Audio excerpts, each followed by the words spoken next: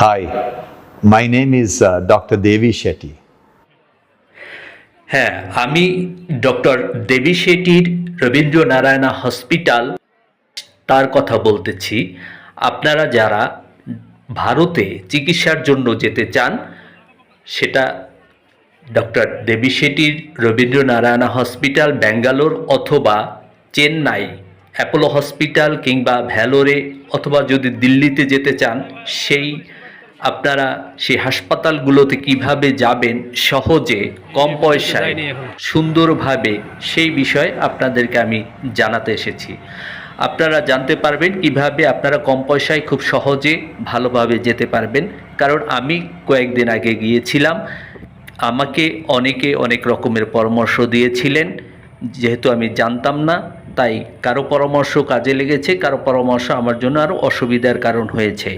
সেই কারণে আমি খুব সাবলীলভাবে আপনাদেরকে বলতে চাই যে কিভাবে যাবেন এবং খুব সুন্দরভাবে আপনি গিয়ে পৌঁছতে পারবেন। এবং এই ভিডিওটা খুবই একটি দরকারি ভিডিও, এবং এই দরকারি এই কারণে যারা ভারতে যেতে চায় চিকিৎসার জন্য, যারা কোনো দিন যায় নাই, জানে না, তাদের এই ভিডিওটা খুব দরকারি। তাই আপনারা সবাই শেয়ার করে দিবেন যাতে সবাই জানতে পারে এবং সবাই উপকৃত হতে পারে এই ভিডিওটি দিয়ে। আপনারা শেয়ার করবেন, লাইক দিবেন, কমেন্ট করবেন। আমি অনুরোধ জানাবো, যদি আমার কোনো ভুল হয়ে থাকে তাহলে আপনারা কমেন্টে জানাবেন, ভালো লাগুক খারাপ লাগুক, বা যদি কোনো পরামর্শ থাকে তাও আপনারা কমেন্ট করে আমাকে জানাবেন, কারণ আমি আপনাদের পরামর্শ চাচ্ছি। আর সাথে সাথে ট্রাভেল অ্যান্ড জার্নি আমার এই ইউটিউব চ্যানেলটাকে আপনারা সবাই বেল সহ সাবস্ক্রাইব করবেন, এবং ওমায়ের হাসান ফেসবুক প্রোফাইলটি আপনারা সবাই ফলো করবেন এবং ভিডিওটি শেয়ার দিবেন।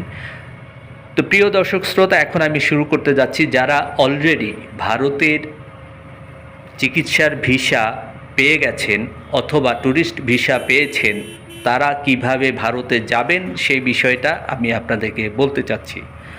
প্রথমে হলো, যদি কারো সঙ্গতি থাকে, সমর্থ থাকে প্লেনে টিকিট কেটে যাওয়ার মতো, তাহলে আপনারা অনেক এয়ারলাইন্স আছে, সেই এয়ারলাইন্সে আপনারা টিকিট কেটে সরাসরি ঢাকা থেকে ব্যাঙ্গালোর, চেন্নাই কিংবা দিল্লিতে যেতে পারবেন।